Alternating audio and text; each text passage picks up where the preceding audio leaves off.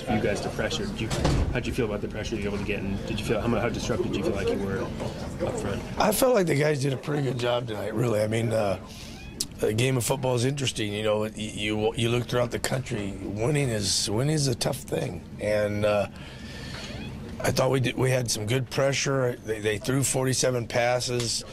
We were put in some adverse positions a couple, maybe 2 or 3 times. I don't remember, but that's part of the game. But we played a lot of nickel. I was pleased. It would have been nice if they didn't get the last score, you know, but because that would have been just 1 touchdown. But I was pleased by the way we played, and I thought we got pretty good pressure.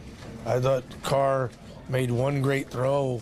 He got hit and made a nice throw to that corner there. But overall, we'll go to work and watch the film. But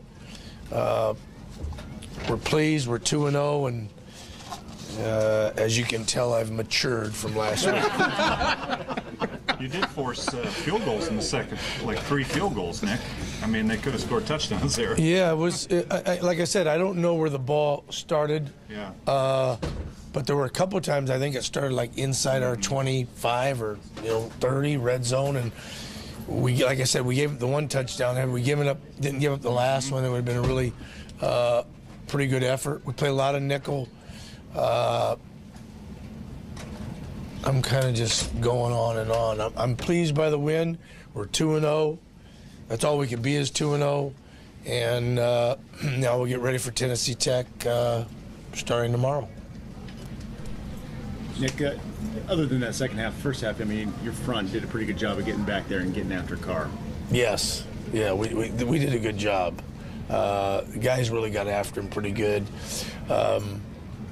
Second half, we didn't put as much pressure as maybe I should have when you look back, but what do you say? We mixed it up. We did well. You guys don't have any questions today. Last week you had all kinds of questions.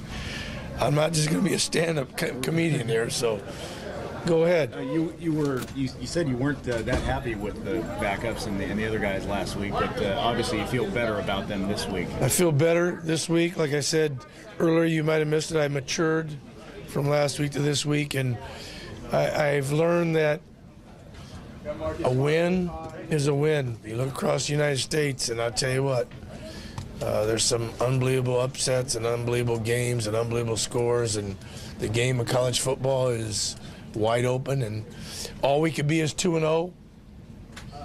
The biggest stat is whether you get a W or an L.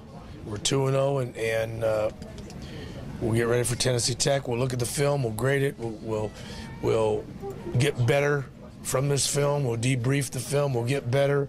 We'll practice harder, and not like we haven't practiced hard, but we'll practice harder and try to come out here next week and get another win. Nick, the 2 possessions where the offense turned it over and kind of backed you guys up, and you held them to 2 field goals.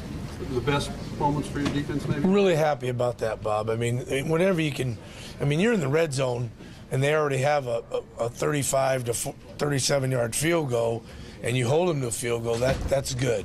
You know, exchanging. Had they converted those into touchdowns, that game could have got scary because things just weren't clicking.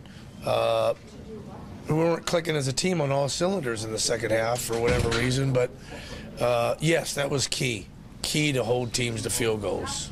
So I was very pleased about that. Especially those 3 plays after its first goal at the 1. Oh yeah, that was nice. Yeah, that was really nice. And yeah, and Kiko running through there on the 1 goal line type of deal was a big play for us. And anytime you get people to field goals in the red zone, that when it starts in the red zone, that's positive.